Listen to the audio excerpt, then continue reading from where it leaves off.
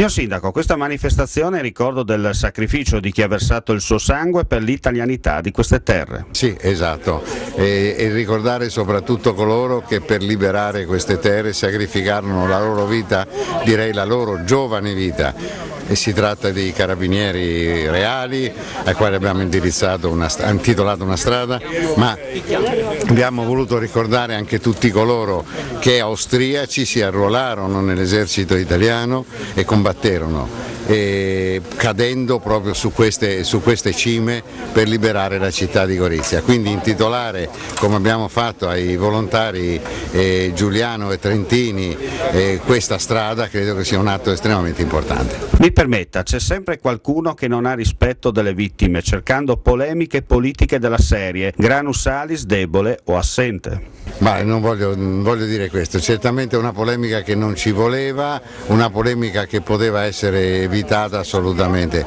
Si può discutere di tutto, l'ho detto prima, ma non si possono discutere i caduti per la patria.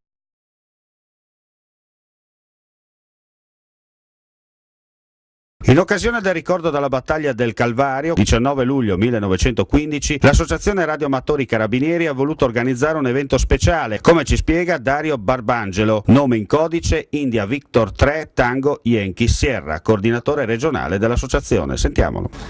Come radioamatori carabinieri in servizio ed in congedo, quest'oggi vogliamo portare questa documentazione, questo evento a livello mondiale. Abbiamo allestito, come potete vedere, una stazione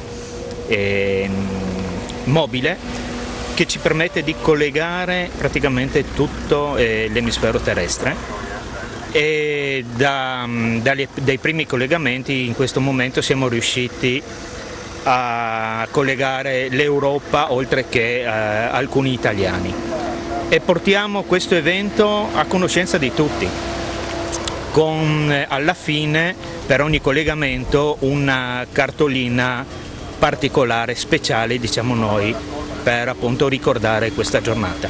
È una giornata che durerà molto a lungo e soprattutto tutto il mondo avrà la possibilità di conoscere questa iniziativa. Esatto, durerà fino a questa sera perché la nostra disponibilità diciamo ci consente solo questo periodo, e tutti quelli che avranno la possibilità di collegarci appunto riceveranno questa cartolina.